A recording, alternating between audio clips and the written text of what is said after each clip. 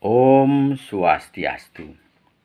Saya akan menceritakan mengenai Dangyang Nirarta, leluhur dan keturunannya.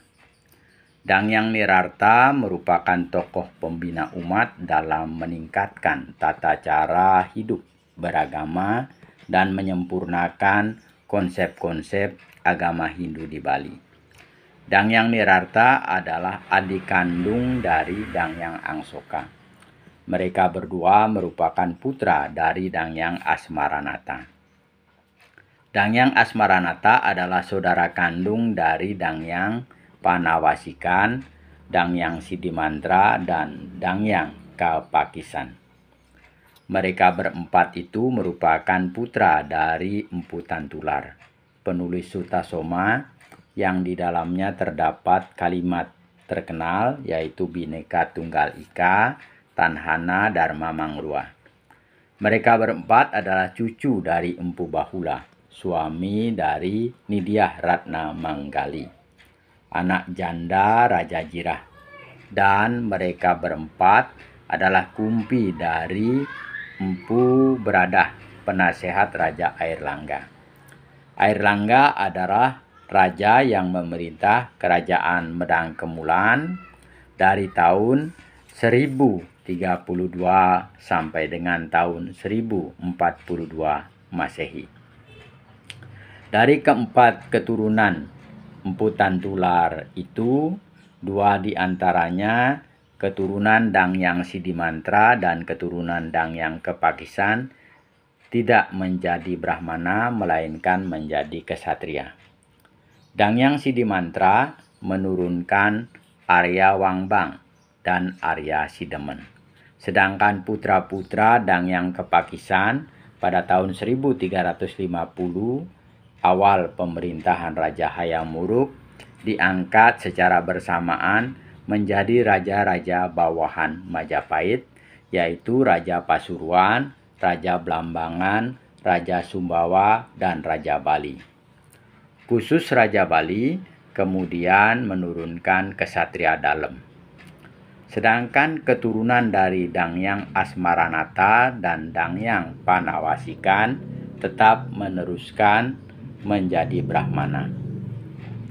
Dangyang Nirarta, putra kedua dari Dangyang Asmaranata yang tinggal di Daha, menurunkan putra laki-laki dan perempuan. Putra beliau yang sulung bernama Dangyang Nirarta sama dengan nama beliau.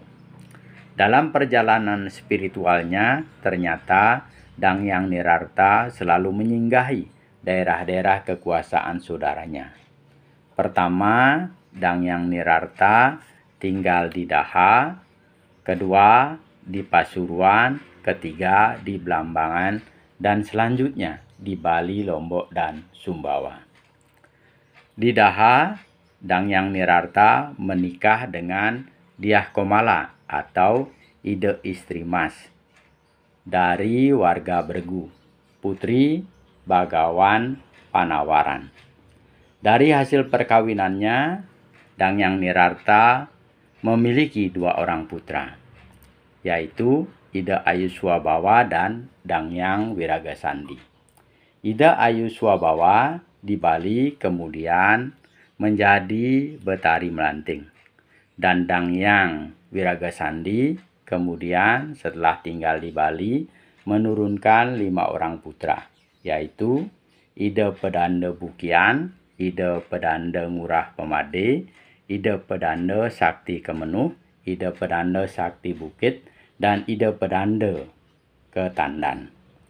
Mereka itulah yang menjadi cikal bakal adanya Wangsa Brahmana Kemenuh di Bali. Selanjutnya, setelah ibu kota Majapahit jatuh ke tangan Raja Keling, Girindra Wardana tahun 1478 Masehi, dan dengan adanya desakan dari pengaruh agama Islam, Dangyang Nirarta memilih untuk pindah ke Pasuruan. Di Pasuruan, Dangyang Nirarta memperistri Ide Istri Pasuruan. Dari hasil perkawinannya, Dangyang Nirarta kemudian memiliki 4 orang putra, yaitu Ida Kuluan, Ida Wetan, Ida Lor, dan Ida Ler. Keempat putra Dangyang Nirarta itu kemudian menjadi cikal bakal adanya Wangsa Brahmana Manuaba di Bali. Kemudian atas permohonan Raja Blambangan, Sri Aji Juru, Dangyang Nirarta selanjutnya pindah dari Pasuruan ke Blambangan. Di Blambangan, Dangyang Nirarta menikahi adik kandung dari Raja Blambangan yang bernama Sri Patni Keniten. Dari hasil perkawinannya, Dangyang Nirarta kemudian menurunkan 3 orang putra, yaitu seorang putri dan 2 orang putra.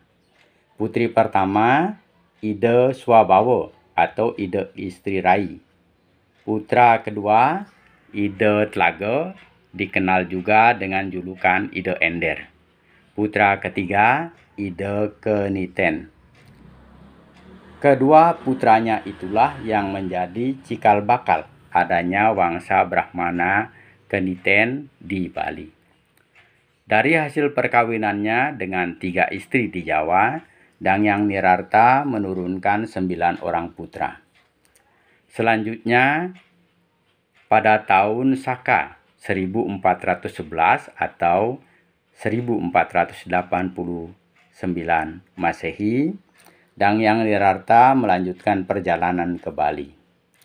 Di Bali pada saat itu berada di bawah kekuasaan pemerintahan Raja Dalem Waturenggong yang berkuasa dari tahun 1460 sampai dengan tahun 1550. Di bawah kekuasaan Dalem Waturenggong itulah Bali mengalami masa keemasan.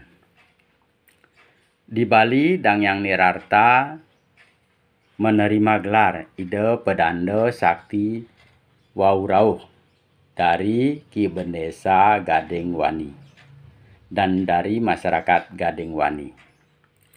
Setelah Ki Bendesa Gading Wani menerima ajaran kebatinan dan ketuhanan, Ki Bendesa Gading Wani ditasbihkan menjadi dukuh. Setelah menjadi dukuh, Ki Bendesa Gading Wani menghaturkan putrinya, Nijero Petapan, sebagai pangguru yoga kepada Dangyang Nirarta. Selanjutnya, Dangyang Nirarta melanjutkan perjalanan ke Desa Mas.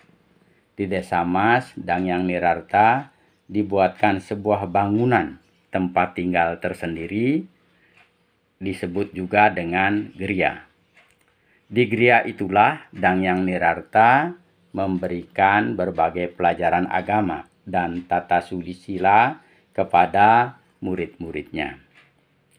Setelah Pangeran Mas dianggap mampu, lalu Dangyang Nirarta mentasbihkan atau mendikse Pangeran Mas menjadi pendeta. Selanjutnya, Pangeran Mas mempersembahkan putrinya yang sangat cantik yang bernama Ninyoman Manikan kepada Dangyang Nirarta sebagai pangguru yoga untuk dijadikan istri. Dari hasil perkawinannya dengan Ninyoman Manikan, Dangyang Nirarta menurunkan 4 orang putra, yaitu Ida Timbul, Ida Alangkajeng, Ida Penarukan, dan Ida Sigaran. Keempat putra Dangyang Nirarta itulah yang menjadi cikal bakal adanya Brahmana Mas di Bali.